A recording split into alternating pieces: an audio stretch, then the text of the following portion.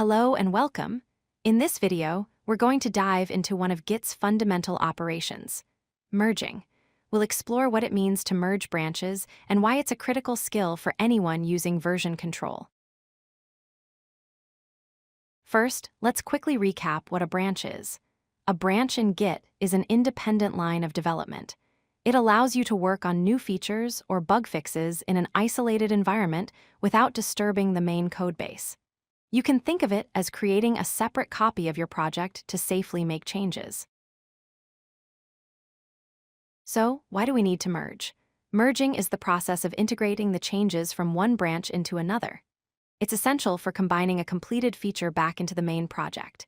It also enables seamless team collaboration, allowing multiple people to work on different things at once and then bring all their work together.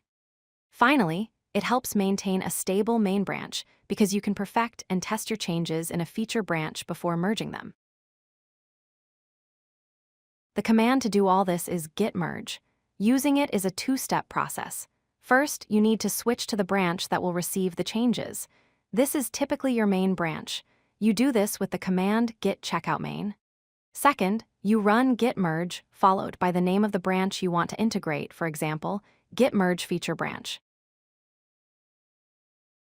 There are a couple of ways Git can perform a merge. The simplest is called a fast-forward merge. This occurs when your main branch hasn't had any new commits since you created your feature branch. In this case, Git can just move the main branch's pointer forward to the latest commit of your feature branch. It's a linear, straightforward integration. The other type of merge is a three-way merge. This is necessary when the main branch has new commits that are not in your feature branch. Essentially, the two branches have diverged. To solve this, Git creates a new, special commit called a merge commit. This new commit has two parents and combines the histories of both branches. Sometimes, a merge can't happen automatically. This is when you get a merge conflict. A conflict arises when two branches have edited the same line in the same file, and Git doesn't know which version to keep. Git will pause the merge process and mark the conflicted areas in the file for you to resolve manually.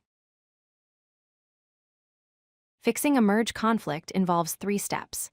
First, you open the conflicted file and identify the special markers that get inserted. Second, you edit the file to keep the version you want, or you can even combine the changes. Be sure to remove the conflict markers themselves. Finally, once you've cleaned up the file, you save it, stage it with git add, and then commit the changes with git commit to complete the merge.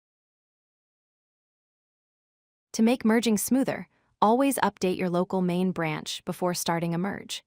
It's also wise to handle any conflicts on your own machine, not directly on a remote server.